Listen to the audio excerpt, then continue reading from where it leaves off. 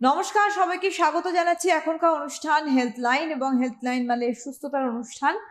আর বিভিন্ন স্বনামধন্য চিকিৎসকরা আমাদের এই অনুষ্ঠানে আমন্ত্রিত হয়ে আসেন এবং বিভিন্ন বিষয়ের উপর থাকে আমাদের আলোচনা। শুধু আলোচনা না, সেখান থেকে অবশ্যই আমরা সেই উত্তরে আসি কিভাবে সুস্থ থাকবো, আর যে রোগ নিয়ে আলোচনা হয় কেন হয়, কিভাবে এর থেকে মুক্তি আমরা পেতে পারি চিকিৎসার মাধ্যমে এবং সঠিক সময় চিকিৎসার মাধ্যমে। আজকে যে বিষয়বস্তু, সেটা আপনারা ভাবতে পারেন হেলথলাইনের এই বিষয়বস্তু কেন, সেই কেনটাই আজকে আমরা খুঁজবো। চুল পড়ার সমস্যা। চুল পড়ার সমস্যা এখন একটা ঘরে ঘরের বিষয় হয়ে গিয়েছে এবং বিভিন্ন বয়সের ক্ষেত্রে এই সমস্যাটা দেখা যায় এবং মানুষ চট করে কিছু না কিছু অ্যাপ্লাই করে ফেলছে চুলের জন্য, যে তাদের কাছে একটা ধারণা হচ্ছে চুল পড়ার সমস্যা মানে কিছু না কিছু অ্যাপ্লাই করলেই আমরা চুল পড়ার সমস্যা থেকে মুক্তি। কেন আজকে হেলথলাইনে এই চুল পড়ার সমস্যা নিয়ে আমরা আলোচনা করছি? কারণ এখানেও চিকিৎসকের পরামর্শ প্রয়োজন, চিকিৎসার প্রয়োজন রয়েছে, কারণ চুল পড়ার সমস্যাটা রোগ। তো এই নিয়েই থাকবে আজকে আমাদের আলোচনা এবং আমাদের সঙ্গে অবশ্যই আমাদের অতিথির আসনে রয়েছেন ডক্টর শ্রুতি বর্মন। অনেক অনেক স্বাগত জানাবো ডক্টরকে আমাদের অনুষ্ঠানে আসার জন্য। নমস্কার। ডক্টর শ্রুতি বর্মন রয়েছেন কনসালটেন্ট ডার্মাটোলজিস্ট। আজকে ওনার সামনে আমরা আলোচনা করব চুল পড়ার সমস্যা, রোগ এবং কিভাবে এই রোগ থেকে মুক্তি পাওয়া যায়। আবারও ডক্টর বর্মনকে অনেক স্বাগত জানিয়ে প্রথমে প্রশ্ন করব যে যেটা আমি দিয়ে অনুষ্ঠান শুরু করলাম, সকলে ভাবতে পারে চুল পড়ার সমস্যা তো কিছু অ্যাপ্লাই করলেই হয়ে যায়, কেন চিকিৎসকের কাছে যাওয়া দরকার? একদম। হেয়ার লস এটা মানে বলতে পারেন 100% পপুলেশনেরই প্রবলেম। তো হেয়ার লস কখন হয়, দুটো কথা মনে রাখতে হবে, হেয়ার ফল আর হেয়ার গ্রোথ। হেয়ার ফল যখন বেশি হয় আর হেয়ার গ্রোথ কমে যায় তখনই কিন্তু হেয়ার লসের সমস্যাটা আসে। সব সময় আমরা ভাবি হেয়ার ফল, কেন হেয়ার গ্রোথটাও তো দেখতে হবে, হেয়ার গ্রোথ হচ্ছে কি না। ওকে, তো রিজনস কি হতে হবে, কখন মনে হবে যে হ্যাঁ আমাকে ডক্টরের কাছে যেতেই হবে? প্রত্যেকেরই তো হেয়ার ফল হয়, তো প্রত্যেককে কি ডক্টরের কাছে যেতে হবে? নয়। প্রথম হচ্ছে যখন আমি দেখছি যে আমার হেয়ার ফল 100 থেকে 150 বেশি হেয়ার ফল হচ্ছে রেগুলার লাইফে। সেকেন্ড দেখতে হবে ছেলেদের ক্ষেত্রে এই দুটো এরিয়া, এই দুটো টেম্পোরাল জোন বলি, এই দুটো এরিয়া থেকে আমাদের চুলটা কমে যাচ্ছে।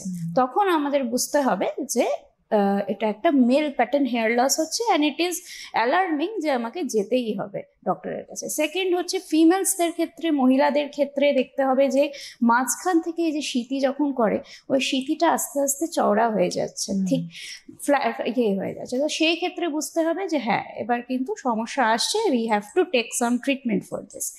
থার্ড যেটা বলতে হয় যে হঠাৎ করে দেখছে যে চুলের থেকে প্যাচেস বেরিয়ে যাচ্ছে, চুল থেকে প্যাচ প্যাচ করে জায়গায় জায়গা থেকে কয়েনের মতন ফাঁকা হয়ে যাচ্ছে, সেটাকে আমরা বলি অ্যালোপেশিয়া। এরিয়াটা এটাও কিন্তু একটা ডিজিজ, আর এটার জন্য অবশ্যই ডার্মাটোলজিস্টের কাছে কিন্তু কনসাল্ট করতে হবে। তো এই 3 রকমের যদি সমস্যা আসে সেই ক্ষেত্রে কিন্তু অবশ্যই ডার্মাটোলজিস্ট কনসাল্ট করতে হবে। একেবারেই তাই। এবং এই যে আমি বললাম যে কেন চিকিৎসকের কাছে যাবে, আপনারা নিশ্চয়ই শুনলেন ডক্টর বর্মন বলছেন যে কেন চিকিৎসকের পরামর্শ নিতে হবে।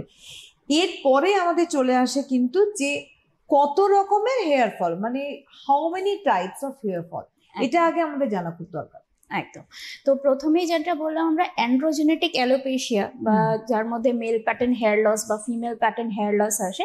মেল প্যাটার্ন হেয়ার লসে সামনের থেকে চুলটা আস্তে আস্তে দুটো কোণার থেকে চুলটা কমতে থাকে। এই যে ভার্টেক্স এরিয়া যেটা আমরা টাক বলি ইউজুয়ালি, ওই জায়গাটা আস্তে আস্তে চুল কমতে থাকে। ছেলেদের ক্ষেত্রে, ফিমেলসদের ক্ষেত্রে ফিমেল প্যাটার্ন হেয়ার লস, যেখানে হঠাৎ করে থিকেনিং হচ্ছে মাঝখানে সিঁথি থেকে। এগুলো কেন হয়? জেনেটিক। যখন আমি হিস্ট্রি নিচ্ছি পেশেন্ট থেকে জানতে পারছি যে বাবা মায়ের এরকমই কিন্তু সিচুয়েশন ছিল ওই সেম এজে। সেকেন্ড হচ্ছে টেলোজেন ইফ্লুভিয়াম বলা হয়। টেলোজেন ইফ্লুভিয়াম মানে ধরে নিন লাস্ট 6 মাসের মধ্যে পেশেন্ট অনেক রকমের স্ট্রেসে গেছে। ধরে নিন কোনো রকমের অপারেশন হয়েছে বা কোনো, ইনফ্যাক্ট প্রেগনেন্সির ক্ষেত্রেও যেটা দেখা হয়, প্রেগনেন্সি হয়েছে তার ঠিক 6 মাসের মধ্যে প্রচুর চুল পড়ে। তো এক রকমের স্ট্রেস গেছে বডির ওপরে, বা কোনো রকমের হসপিটালাইজড হয়েছে কোনো কারণে, ধরে নিন ডেঙ্গু, ম্যালেরিয়া, এইসব নানান রকমের ইলনেসের জন্য হসপিটালাইজ হয়েছে, সেই ক্ষেত্রেও কিন্তু হঠাৎ করে খুব চুল পড়তে থাকে। এই যে টেলোজেন ইফ্লুভিয়াম হয়, এর মধ্যে সারা মাথা থেকেই কিন্তু চুল পড়তে থাকে। নেক্সট হলো যেটা আমি বললাম অ্যালোপেশিয়া এরিয়াটা, মানে জায়গা জায়গা থেকে কয়েন শেপের চুল কিন্তু ফাঁকা হয়ে যায়, হঠাৎ করে দেখছে কিছু নেই, বাকি চুল ঠিকই আছে কিন্তু ওই জায়গাটায় কোনো হেয়ার গ্রোথ হচ্ছে না, সেটাকে আমরা অ্যালোপেশিয়া এরিয়াটা বলি। এবার কি কি কারণে হতে পারে? প্রথম হচ্ছে এজ রিলেটেড, একটা জেনেটিক রিলেটেড তো বললাম। সেকেন্ড হচ্ছে এজ রিলেটেড, বয়সের সাথে সাথে আমাদের সেলস ডাই করে, সেলস টিস্যুস অত তাড়াতাড়ি দ্রুত গ্রোথ করতে পারে না, তো সেই ক্ষেত্রে এজ রিলেটেড একটা হেয়ার গ্রোথ কমে যায়। থার্ড হচ্ছে আপনার কোনো রকমের শরীর খারাপ হয়েছে বা কোনো শরীরের ভেতরে কোনো প্রবলেম আছে, কোনো হরমোনাল প্রবলেমস হচ্ছে, থাইরয়েডের প্রবলেম আছে, বা এখন ফিমেলসদের ক্ষেত্রে যেটা খুব স্বাভাবিক সিস্ট, ওভারিয়ান সিস্ট দেখা যায় বা পিসিওডি হয়, তার ক্ষেত্রেও কিন্তু প্রচুর অ্যামাউন্টে হেয়ার ফল দেখা গেছে। নেক্সট হচ্ছে খাবার দাবার, অনেকের আজকাল যেটা খুব কমন, ডায়েট করব, আর হঠাৎ করে সব খাবার দাবার বন্ধ করে দিলাম, শুধু জুস খাবো, হয়তো কখনো কোনো সেটাও ঠিক করে খাচ্ছে না, সেটাকে আমরা বলি ক্র্যাশ ডায়েট। তো ক্র্যাশ ডায়েট হলে কি হয়, যখন যে কোনো ডায়েট যখন আমাদের প্রবলেম হয়, সব থেকে আগে কিন্তু চুলে গিয়ে এফেক্ট করে। তো তখন কি হয়, আমাদের চুল হঠাৎ করে কিন্তু পাতলা হয়ে যায়, খুব খুব বেশি করে চুল পড়তে শুরু করে, তো এটাও one of the factors. Next হচ্ছে ধরে নিন মাথায় স্ক্যাল্পে কোনো প্রবলেম হয়ে আছে, স্ক্যাল্পে হঠাৎ করে খুব খুশকি হচ্ছে বা স্ক্যাল্পের কোনো ইনফেকশন হয়ে গেছে, তখনও কিন্তু চুল পড়তে শুরু করে। তো এই হচ্ছে নানান রকমের ফ্যাক্টরস যের জন্য কিন্তু আমাদের হেয়ার ফল দেখা যেতে এবার একটা কথা বলি, সেটা হচ্ছে কতগুলো কলোকিয়াল ভাষা আমরা ব্যবহার করে থাকি, যেমন খুশকি, ঠিক আছে, কিন্তু যেহেতু আপনি একজন রিনাউন্ড ডের্মাটোলজিস্ট, আপনি আরো বুঝতে পারবেন যে এটা বেসিক্যালি কি খুশকি না এটা আমাদের, এটা একটা রোগ। কারণ আমি ওর শুরুতেই বলেছি যে হেয়ার ফল একটা কিন্তু রোগ, এবং এই রোগটার ট্রিটমেন্ট প্রয়োজন, এবং সেটা প্রপার ওয়েতে, কারণ সবার সমান্তরও হয় না। আপনি একটু আগে ক্লাসিফিকেশন করলেন যে কত ধরনের হেয়ার ফল রয়েছে।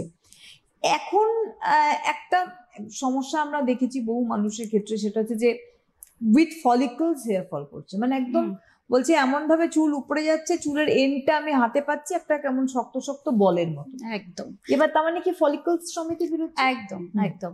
এটা কেন হচ্ছে, কেন কি ফলিকলস পুরোপুরি উইক হয়ে যাচ্ছে। আমাদের স্ক্যাল্পে সার্কুলেশন থাকে, তার থেকেই কিন্তু হেয়ারটা গ্রো করে। স্ক্যাল্পে যদি ভালো সার্কুলেশনটা থাকে, স্ক্যাল্পে যদি ঠিকঠাক ভিটামিনস মিনারেলস না থাকে, সেই ক্ষেত্রে তখনই কিন্তু গোড়া থেকে তখন চুলটা পড়ে যাচ্ছে, মানে উপড়ে যাচ্ছে। তো সেই তাই জন্যই বলে, ইনফ্যাক্ট এই স্ক্যাল্পের যদি কোনো ডিজিজ হয়ে থাকছে, ধরে নিন ড্যান্ড্রাফ হয়ে থাকছে, ড্যান্ড্রাফ যখন আমরা বলছি খুব হালকা হালকা খসখস হচ্ছে, যখন আমরা বলি ড্যান্ড্রাফ, ওই জিনিসটাই যখন খুব বেশি অ্যামাউন্টে হয়ে যায়, তখনই আমরা ওটাকে নাম দিই সেবোরিক ডার্মাটাইটিস। তো ওইটার জন্যও কিন্তু চুল খুব মানে একদম রুটস থেকে চুল পড়ে যায়। এখানে আমি বলবো যে এই যে যখন চিকিৎসকের পরামর্শে আমরা আসছি, তো আমাদের এর একটা নির্দিষ্ট ধারার চিকিৎসা পদ্ধতি, অর্থাৎ আমাদের ট্রিটমেন্ট রয়েছে, সেটা কি? একদম ট্রিটমেন্ট আছে, কিন্তু সবসময় আগে দেখতে হবে কি কেন হচ্ছে। হঠাৎ করে দেখলাম চুল পড়ছে, গিয়ে যেটা খুব কমন আজকাল বায়োটিন গামিস খেয়ে নিলাম, যেটা খুব কমন। তো না, একদমই না, সবসময় যে আপনার বায়োটিন ডেফিসিয়েন্সির জন্য চুল পড়ছে এরকম নয়। দেখতে হবে এই যে নানান রকমের আমি রিজনসগুলো বললাম, সেটা আমাকে দেখতে হবে যে কেন হচ্ছে। কয়েকটা টেস্ট করতে হবে, ঠিকঠাক স্ক্যাল্প এক্সামিনেশন করতে হবে। আমাদের একটা বলা হয় হেয়ার পুল টেস্ট, আমরা দেখি চুলটা টেনে আমরা দেখি যে কটা চুল পড়ছে, তার থেকেও ডিসাইড করি যে আদৌ কি এই হেয়ার ফলটা সত্যি ডেঞ্জারাস। এইভাবে কয়েকটা টেস্ট করে তারপরে আমরা কিন্তু বেসিক্যালি ট্রিটমেন্টে যাই। তো ধরে নিন যদি জেনেটিক হচ্ছে, অ্যান্ড্রোজেনেটিক অ্যালোপেশিয়া হচ্ছে, মা বাবার চুল ছিল না, এখন বাচ্চাদেরও চুল হচ্ছে না, বাচ্চাদেরও চুল পড়ে যাচ্ছে, সেই ক্ষেত্রে আমরা খুব কমন যেটা মিনক্সিডিল দিই।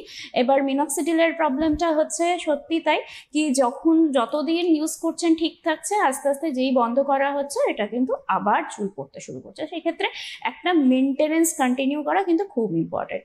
তাছাড়া কিছু ট্যাবলেটস আছে, ভিটামিনস আছে, মিনারেলস আছে, যেগুলো আমরা দিই। অলওয়েজ আমরা তার আগে কিছু টেস্ট করে নিই যে হ্যাঁ, যেটা খুব কমন হেয়ারে কিন্তু আয়রনের ডেফিসিয়েন্সির জন্য চুল কিন্তু খুব পড়ে যায়। তো সবসময় দেখা উচিত কি আয়রন কি ডেফিসিয়েন্ট আছে, সেইভাবে আমরা তখন যা মেডিসিন দরকার সেটা দিই। কিছু প্রসিজিয়ার্স আছে খুব কমনলি আজকাল ইউজ হয়, সেটা হচ্ছে যেমন PRP, that is platelet rich plasma therapy. কি করা হয়, যেটা আমি বললাম স্ক্যাল্পে কিন্তু আমাদের ভিটামিনস আর মিনারেলসের দরকার আছে।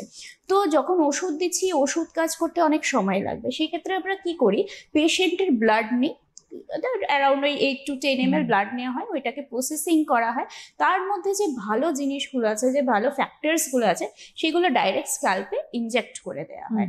তাতে কি হয়, এই যে মানে আমারই ব্লাডের প্লাজমা আমারই একদম একদম একদম, তো এই প্লেটলেট বেসিক্যালি একটা প্লেটলেট রিচ প্লাজমা থাকে, ওইটাই আমি ইনজেক্ট করে দিচ্ছি স্ক্যাল্পের মধ্যে। তার থেকে কি হচ্ছে যে আমাদের স্ক্যাল্পে ভিটামিনস, মিনারেলস, যাও গ্রোথ ফ্যাক্টরস গুলো পেয়ে যাচ্ছে, আর দ্রুত ওই হেয়ার ফলটা কমে যাচ্ছে আর হেয়ার গ্রোথটাও বাড়ছে। এটা হয়।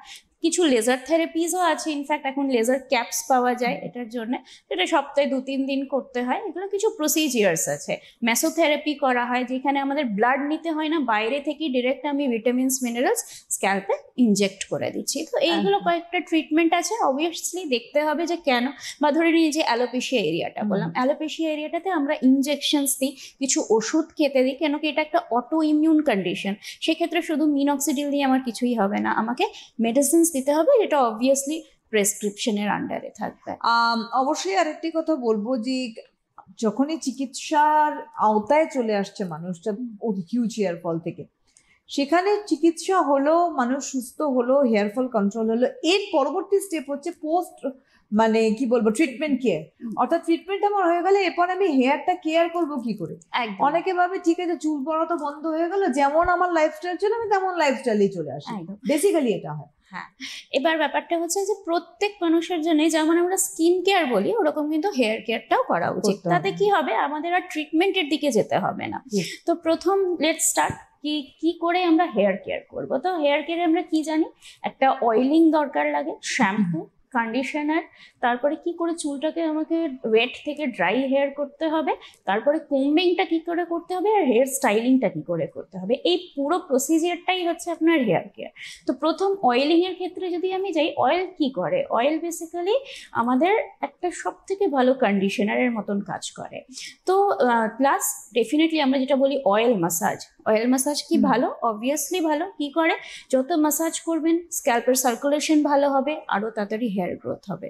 তো কিন্তু এখানেও একটা কিন্তু আছে। কেন বলছি, প্রত্যেকের স্ক্যাল্প কিন্তু আলাদা, যেমন স্কিন আলাদা ওরকম স্ক্যাল্প আলাদা। কারোর স্ক্যাল্প হচ্ছে অয়েলি, কারোর স্ক্যাল্প হচ্ছে ড্রাই। এবার যাদের ড্রাই স্ক্যাল্প আছে তাদের ক্ষেত্রে অয়েল দিচ্ছে, যেমন নর্মালি সপ্তাহে 2 থেকে 3 দিন দিতে পারে। তবে অয়েলের ক্ষেত্রে একটা কথা বলে রাখবো, আগে যেমন আমাদের মা কাকিমারা যেটা করতো, অয়েল লাগিয়ে ছেড়ে দিত, তেল লাগিয়ে ছেড়ে দিত, তখন খুব একটা বাইরে বেরোতে হতো না। এখন প্রত্যেককেই বাইরে বেরোতে হয়, পলিউশনের জায়গায় যেতে হয়। তো সেই ক্ষেত্রে কি হচ্ছে, অয়েল কি করছে, পলিউশনটাকে অ্যাট্রাক্ট করছে আরো বেশি, যে স্ক্যাল্পটা আনহেলদি, ডার্টি হয়ে যাচ্ছে, চুল পড়ে যাচ্ছে। তো ডেফিনেটলি রেগুলার অয়েল মাখাটা ঠিক আছে, কিন্তু আমি যেটা বলি ওভারনাইট অয়েল অ্যাপ্লিকেশন, রাতে লাগিয়ে সকালবেলা শ্যাম্পু করে দাও। ধরে নিন যাদের ড্রাই হেয়ার আছে, ড্রাই স্ক্যাল্প আছে, তারা 2 থেকে 3 বার করতে পারে, অসুবিধা নেই। কিন্তু যাদের খুব অয়েলি স্ক্যাল্প আছে, রোজই বলছে, রোজ বাড়িতে ফিরছি মাথাটা পুরো তেল তেলে লাগছে, সেই ক্ষেত্রে যেটা বলা হয়, স্ক্যাল্পে দিতে হবে না অয়েল, জাস্ট 2/3 লোয়ার 2/3 অয়েলটা লাগিয়ে দিতে হবে, হেয়ার শ্যাফটে লাগিয়ে না, হেয়ার লেংথে লাগিয়ে নিয়ে রাতে লাগিয়ে সকালবেলা শ্যাম্পু করে নিল। এইটাই হচ্ছে অয়েল অ্যাপ্লিকেশনের পদ্ধতি। সেকেন্ড আমি আসি শ্যাম্পুতে। শ্যাম্পু কি টাইপের, জেন্টেল শ্যাম্পু। আমাদের কিন্তু হেয়ারের ওপরে, প্রত্যেকের হেয়ারের ওপরে একটা কিন্তু লেয়ার থাকে, একটা লিপিড লেয়ার থাকে, যেটা আমাদের হেয়ারটাকে প্রোটেক্ট করে, একটা শাইনি লুক দেয়। আমি রোজ যদি শ্যাম্পু করতে থাকি, আলটিমেটলি এটা একটা কেমিক্যাল, তো কি হবে, ওটা রাফ হয়ে যাবে। তো কি টাইপের একটা জেন্টাল শ্যাম্পু ইউজ করতে হবে। যদি খুব oily scalp, again same, oily scalp যদি থাকে, আমরা খুব নর্মালি আজকাল মেডিকেটেড কিছু শ্যাম্পু, যেটার মধ্যে কিটাকোনাজল পাওয়া যায়, সেটা ইউজ করতে পারি। সপ্তাহে 1-2 বার করলাম, তাতে কি হবে, আমাদের স্ক্যাল্পটা অয়েলি থাকবে না। সেকেন্ড, যদি খুব ড্রাই স্ক্যাল্প থাকে, খুব gentle shampoo, sulphate free shampoos বলি এটা আমরা, ওইটা ইউজ করা উচিত, যাতে কি হবে, যে হেয়ার শ্যাফটটা ড্যামেজ হবে না। আর আমরা বেসিক্যালি শ্যাম্পুটা কেন দিচ্ছি, শ্যাম্পুটা দিচ্ছি যাতে আমাদের হেয়ারটা ডার্টি ফ্রি থাকুক, ডার্ট ফ্রি থাকুক। তো এরকম করলে কি হচ্ছে, আমার ডার্ট ফ্রিও থাকছে, প্লাস আমার হেয়ারটা ড্যামেজও হচ্ছে না। তো এটা হচ্ছে, এরকম শ্যাম্পুস ইউজ করতে হবে।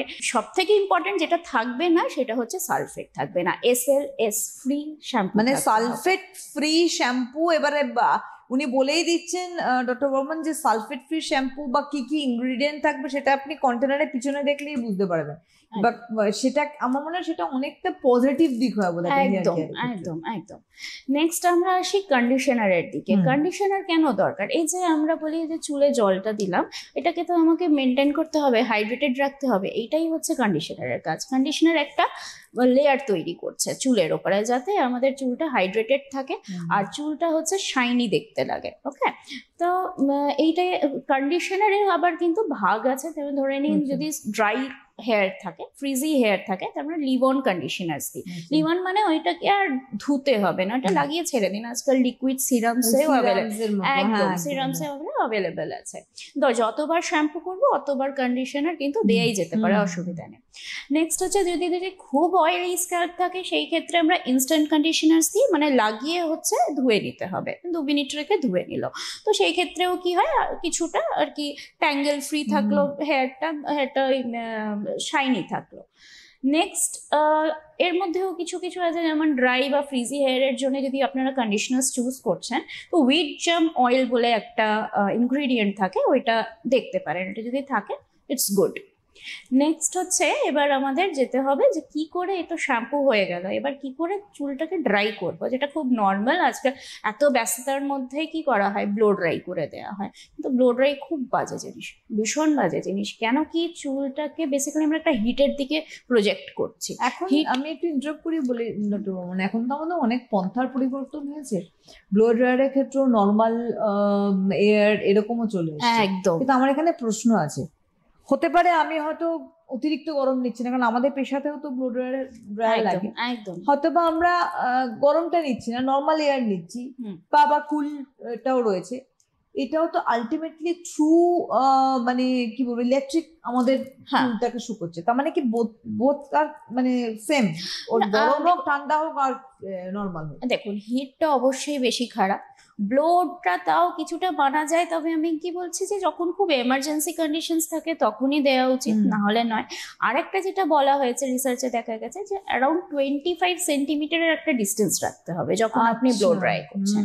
তো মানে একটা মিনিমাম ডিস্টেন্সে রাখতে, একদম একদম সেটা। আর সব থেকে ভালো যেটা হয়, আমি ব্লো ড্রাইটা একদম বাদই দিতে চাইছি, আমি চাইছি না এটার মধ্যে যাক পেশেন্ট, মাইক্রোফাইবার টাওয়েলস পাওয়া যায়, ওইগুলোকে লাগিয়ে জাস্ট 10 মিনিট রাখো, পুরোটা চুল ইয়ে হয়ে যাবে, ড্রাই হয়ে যাবে, কোনো হিটেরও দরকার নেই, নিজের থেকে চুল ড্রাই হবে। জাস্ট র‍্যাপ করে রাখতে হবে। একদম, খুব লোকাল শপসে ইউজুয়ালি পাওয়া যায়, মাইক্রোফাইবার টাওয়েল বললেই দিয়ে দেবে, ঠিক আছে?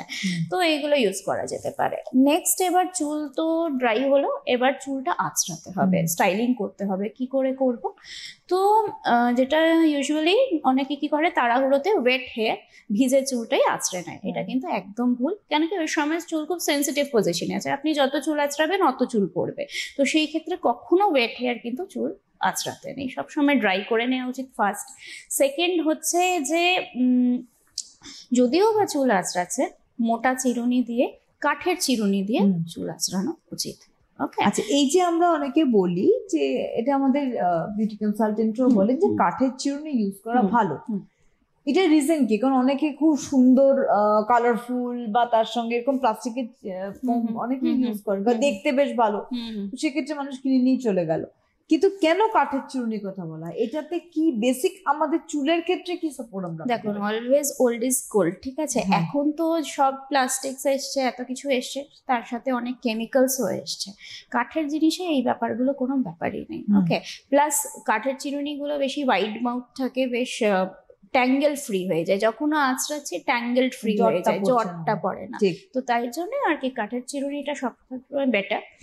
নেক্সট হচ্ছে এবার স্টাইলিং, হেয়ার স্টাইলিং এর দিকে যদি আমি যাই, তো সব থেকে ইম্পর্টেন্ট হচ্ছে যে লুজ হেয়ার স্টাইলিং, খুব টাইট করে চুল বাঁধতে নেই, বা সেম প্যাটার্নের চুল রোজ রোজ বাঁধতে নেই। অনেকে থাকে ব্যাক ব্রাশ বলে, যেটাকে ব্যাক ব্রাশ করে নেয়, দিয়ে ভালো করে টাইট করে একটা পনি করে নিল।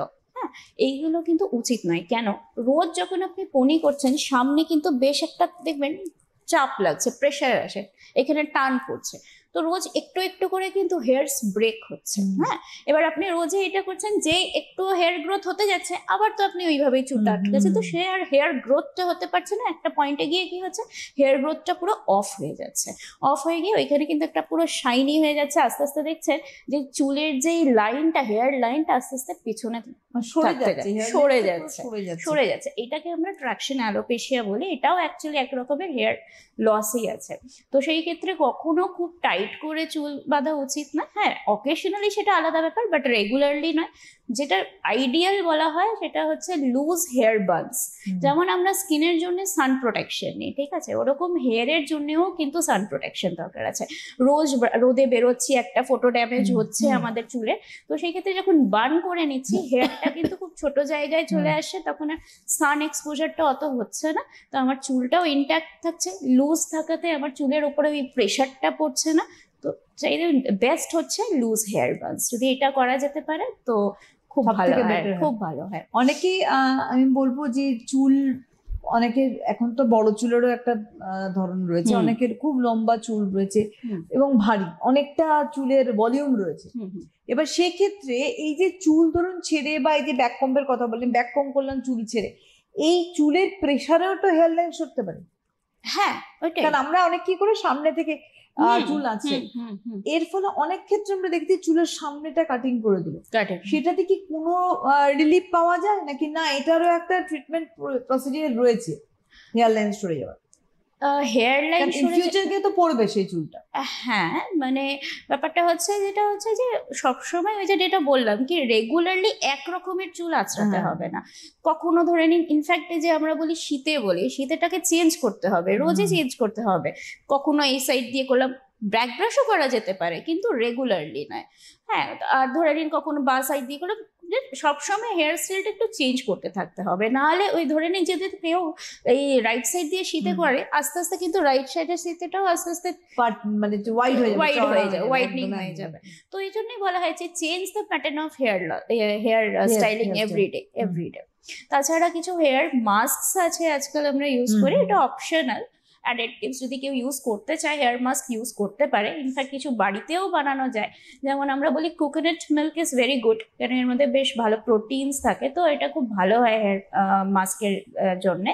বা এগ হোয়াইটসও ইউজ করা যেতে পারে, বা গ্রিন টি এক্সট্রাক্ট, বিটরুট, এইগুলো দিয়েও যদি একটা হেয়ার মাস্ক তৈরি করা হয় রেগুলারলি, না ধরে নিন 2-3 সপ্তাহের মধ্যে একবার যদি বাড়িতে বানিয়ে করা যায়, কোনো অসুবিধা নেই তাতে। সেটা আপনাকে বুঝতে হবে রেশা, এবং সেটা অবশ্যই চিকিৎসকের পরামর্শ নিয়ে নিজের মতো করে তৈরি করলে তো হবে না। কেন কি, দেখতে হবে যে স্ক্যাল্পটা ড্রাই আছে কি হয়, কন্ডিশন কার সবার সময়। মানে আমি একটা কথা বলছি, ধরুন আমার চুলের জন্য আমি যা প্যাক ইউজ করছি, সেক্ষেত্রে আমার উল্টো দিকে যিনি বসে আছেন তার চুলের জন্য নিশ্চয়ই তা হবে না। একদমই না। কেন কি, স্ক্যাল্পটা কেমন আছে, হেয়ারটা কেমন আছে, সবই দেখতে হবে। হ্যাঁ, কোনটা কার মধ্যে যাচ্ছে সেটা তার জন্য অবশ্যই ডার্মাটোলজিস্ট কনসাল্ট করতে হবে। একদমই তাই। আপনাদের আমি আবারও বলি যে আজকে হেল্পলাইনে যে আমাদের আলোচনা, সেটা হচ্ছে হেয়ার ফল এবং ম্যাসিভ হেয়ার ফল, কিভাবে চিকিৎসকের পরামর্শ নিয়ে সুস্থ হবে। মানে এই ম্যাসিভ হেয়ার ফলটা কিন্তু শুধু বিউটি নয়, এখানে কিন্তু একটা চিকিৎসার জায়গা রয়েছে, একজন চিকিৎসকের দরকার রয়েছে এবং প্রপার টাইমে মেডিসিন নেওয়া দরকার রয়েছে, তবে গিয়ে কিন্তু আপনার সমস্যার সমাধান হয়ে যাবে অবশ্যই। সেটা নিয়ে আমরা আলোচনা করছি। আরেকটা কথা বলবো চুলের সমস্যার ক্ষেত্রে, অনেকে বলে থাকে যে আমার চুলের আগে হেয়ার ফল ছিল না, যত আমার এজ বাড়ছে আমি সেটা ফলো করছি, বা বংশানুক্রমিক মানে হেরিডিটারিও কিন্তু না, মানে ম্যাটার্নাল না প্যাটার্নাল, কোনোটাইতেই তার এরকম বল্ডনেস ছিল না, কিন্তু আস্তে আস্তে তার আসছে। এই রিজনটা কি হতে পারে এবং এখান থেকে বেরোবে কি? একদম, এটা খুব মানে ইনফ্যাক্ট রিসেন্টলি খুব কমন হয়ে গেছে। যেটা আমি একটাই কথা বলতে পারি, সেটা হচ্ছে স্ট্রেস। প্রথম রিজন। কেন কি, আগে যেমন হতো যে 35-40 ইয়ার্সের গিয়ে ছেলেদের দেখা যেত, মেলসদের দেখা যায় মেল প্যাটার্ন হেয়ার লস, হঠাৎ করে এই জায়গাগুলো কমে যাচ্ছে। কিন্তু এখন যেটা দেখা যাচ্ছে, 20-21 বছর বয়সেই দেখছি পেশেন্টস আসছে, দিয়ে হঠাৎ করে দেখছে এই জায়গাটা কমে যাচ্ছে। কেন কি, অনেক কিছু লাইফস্টাইলে চেঞ্জেস এসছে, স্ট্রেস প্রচুর অ্যামাউন্টে বেড়ে গেছে। তাই জন্য আমি সবসময় বলি যে লাইফস্টাইল মডিফিকেশনটা সব থেকে important in case of hair fall, প্রত্যেকটা জিনিসে। ফার্স্ট যেটা হচ্ছে খুব কমন, খুব বাজে একটা হ্যাবিট প্রত্যেকেরই হতে যাচ্ছে, সেটা হচ্ছে সিগারেট স্মোকিং। এটা হ্যাঁ। কিন্তু খুব বড় রিজন হেয়ার ফলের জন্য। আর তো ইউ tobacco হ্যাভ টু, এটা একদম বা ইউ অনেকে হ্যাভ টু ইয়েও অ্যাভয়েড। খায়, খৈনি খায় ইত্যাদি একদম, ইত্যাদি। মানে সব থেকে বাজে বলতে গেলে ওই সিগারেটটা তো সব থেকেই বাজে, তো অ্যাভয়েড সিগারেট স্মোকিং। তো আচ্ছা। এইটা সব থেকে বড় লাইফস্টাইল মডিফিকেশন করা উচিত ফর মেলস। সেকেন্ড হচ্ছে এক্সারসাইজ, মেডিটেশন, ইয়োগা, যে যাই পারুক না কেন অ্যাটলিস্ট 10 to 15 মিনিটস এই জিনিসটাকে দেওয়া উচিত, যাতে অনেকটা কিন্তু স্ট্রেস রিলিফ হয়, যাতে আপনাদের কোনো ট্রিটমেন্টের দিকে না এগোতে হয়। যদি এখন থেকে এগুলো স্টার্ট করা হয় তাহলে কি হবে, জিনিসটা আর এগোবে না। থার্ড যেটা হচ্ছে ব্যালেন্স ডায়েট। আগেও বলা হয়েছে আমাদের চুল কিন্তু প্রোটিন দিয়ে তৈরি, তো যতটা প্রোটিন নেওয়া যেতে পারে অ্যাকর্ডিং টু ইউর ওয়েট ততটাই ভালো। তাছাড়া আয়রন, যেমন আপনার হচ্ছে পালক শাক, পালক শাকে আয়রন থাকে, হ্যাঁ, বা ধরে নিন ডালে আয়রন থাকে, এইগুলো খাওয়ার চেষ্টা করুন। ওমেগা ফ্যাটি অ্যাসিডস দরকার হয় চুলের জন্য, তার জন্য আপনি ফ্ল্যাক্সিডস খান, আলমন্ডস খান, বা ধরে নিন এই প্রোটিনের ক্ষেত্রে যেমন চিকেন, মাছ খেলেন, বা ভেজিটেরিয়ানস, হ্যাঁ ভেজিটেরিয়ানসদের ক্ষেত্রে সয়াবিন পনির খাওয়া হলো। নেক্সট হচ্ছে আপনার কিছু ভিটামিনস আছে, যেমন ভিটামিন এ দরকার লাগে হেয়ারের জন্য, তো সেই ক্ষেত্রে গাজরটা নেওয়া যেতে পারে, গাজর খেতে পারেন। তো এই নানান রকমের কিছু কিছু পার্টিকুলার ডায়েটে যদি ইনক্লুড করা হয় তাহলে কিন্তু অনেকটা উপকার পাবে ফর হেয়ার। তাছাড়া যেটা আরেকটা ইম্পর্টেন্ট বলবো আজকালের জন্যে, প্রেজেন্টেবল থাকার জন্য রেগুলার এই যে হেয়ার পার্মিং বা হেয়ার একদম, স্ট্রেটেনিং, একদম। এটা কিন্তু খুব কমন হয়ে গেছে।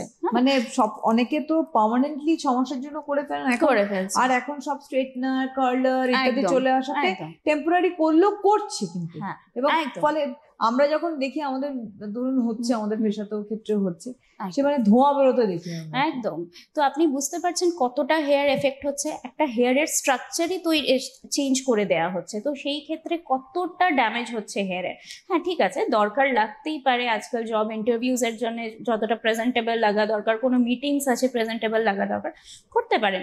2 মাসে একবার করলেন অসুবিধা নেই, কিন্তু যদি খুব ঘন ঘন করা হয় সেটা কিন্তু অবশ্যই একটা লং টার্ম ড্যামেজ দিয়ে দেবে। তাতে আপনি যতই মেডিসিনস ইউজ করুন, যতই লাইফস্টাইল মডিফিকেশনস ঠিক করুন, কিছুই হবে না। তো সেই ক্ষেত্রে এইটা কিন্তু one of the important points. Please avoid using wax, perming, straighteners regularly. এটা কিন্তু আপনার হেয়ার স্ট্রাকচারকে টোটালি পার্মানেন্টভাবে ড্যামেজ করছে, কিন্তু তখন আর কিন্তু কিছুই করা থাকবে না যখন এটা ইররিভার্সিবল একটা ড্যামেজ হয়ে যাবে। আচ্ছা, একটা প্রশ্ন করব শেষের দিকে, একদম চলে এসেছি, সেটা হচ্ছে যে এই যে শ্যাম্পু করছে মানুষ, অনেক সময় আমরা কি করি, খুব তাড়াহুড়োর সময় অনেকেই বলে থাকেন শ্যাম্পু করছি তাড়াহুড়ো করে ধুয়ে বেরিয়ে গেলাম, হয়তো বা স্ক্যাল্পে রয়ে গেল কিছু ইনগ্রিডিয়েন্টস, এটা তো কি আমার হেয়ার ফল হতে পারে? অবশ্যই হতে পারে, কেন কি শ্যাম্পুতে নানান রকমের ইনগ্রিডিয়েন্টস আছে, বেসিক্যালি কিছু মেটালসও থাকতে পারে, তো সেই ক্ষেত্রে ওইগুলো গিয়ে সব মাথায় গিয়ে স্ক্যাল্পে গিয়ে অ্যাকিউমুলেট করছে, কালেক্ট করছে, তো একটা পয়েন্টে গিয়ে কি হচ্ছে, ওইগুলো সব রুটস এর সাথে গিয়ে রিয়াকশন হবে, রিয়াকশন হয়ে গিয়ে চুলটা পড়ে গেল, উইক হয়ে গেল, রুটটাকে নষ্ট করে দিল, চুল পড়ে গেল। তো অবশ্যই এটা তো একদমই উচিত না। সুতরাং অবশ্যই একটা কথা বলবো যে হেয়ার ট্রিটমেন্ট শব্দটা বলা হচ্ছে চিকিৎসা, চুল পড়ার চিকিৎসা কিন্তু নির্দিষ্ট সময় করা খুব জরুরি। যতক্ষণ আপনার চুল একেবারেই চলে যাচ্ছে, হাহুতাশ করছেন, তার আগে আমার মনে হয় সঠিকভাবে চিকিৎসকের পরামর্শ নেওয়া জরুরি, যাতে আপনার চুলের পড়ার কারণ এবং সেখান থেকে একটা সঠিক চিকিৎসার মাধ্যমে সুস্থতা আসতে পারে। আজকে আর আমাদের হাতে সময় নেই, হেল্পলাইন অনুষ্ঠান থেকে আমাদের বিদায় নিতে হবে। অনেক ধন্যবাদ জানাবো ডক্টর বরুণকে আবারও, এবং ধন্যবাদ আপনাদের জানাই। নমস্কার।